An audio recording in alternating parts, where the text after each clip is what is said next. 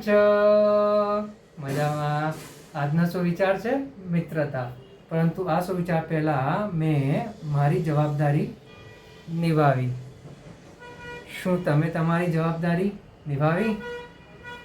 મારો મત મારી જવાબદારી. આજનો સુવિચાર છે મિત્રતા. આ સુવિચાર અમેરિકાના પાદરી ફાધર ટિમોથી કેલર સાહેબે વસાવીને લખ્યો છે. મિત્રતા, ફ્રેન્ડશિપ. એક સર્જનની જેમ સાચા મિત્રો પોતાના મિત્રને સાજો કરવા માટે કોઈ પણ હદ સુધી જઈ શકે છે. મિત્ર હોવા છતાં દુશ્મન પણ બની શકે છે. મારા વાલા મિત્રો, ફાધર ટિમોથી કેલર અહીંયા મિત્રતા વિશેની, ફ્રેન્ડશિપ વિશેની બહુ જ ઊંડી વાત સમજાવી રહ્યા છે. તેઓ ઉદાહરણ આપી રહ્યા છે કે જ્યારે આપણા શરીરમાં કોઈ ગડબડ થાય છે, શરીરમાં કોઈ જગ્યાએ ઓપરેશન કરવાની જરૂર પડે છે, ત્યારે જેમ એક સર્જન આપણા શરીરમાં ચીરફાડ કરે છે, શરીરને ખોલીને અંદર જે જગ્યા ગડબડ હોય છે તેને ઠીક કરે છે અને ફરીથી પછી તેને સીવી લે છે.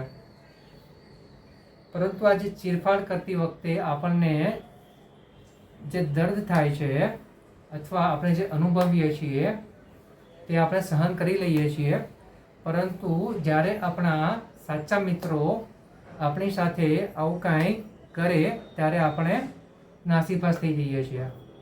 આપણા દરેકના જીવનમાં અમુક એવા સાચા મિત્રો હોવા જોઈએ કે જે ફક્ત આપણી વાહ ના કરે, પરંતુ જ્યાં આપણે ખોટા હોઈએ ત્યાં આપણને ચેતવે.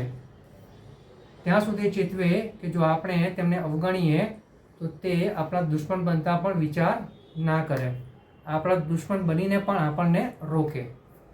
આવા સાચા મિત્રો જેની પાસે હોય તે આ દુનિયાનો સૌથી સુખી અને સૌથી સંતોષી માણસ કહી શકાય છે.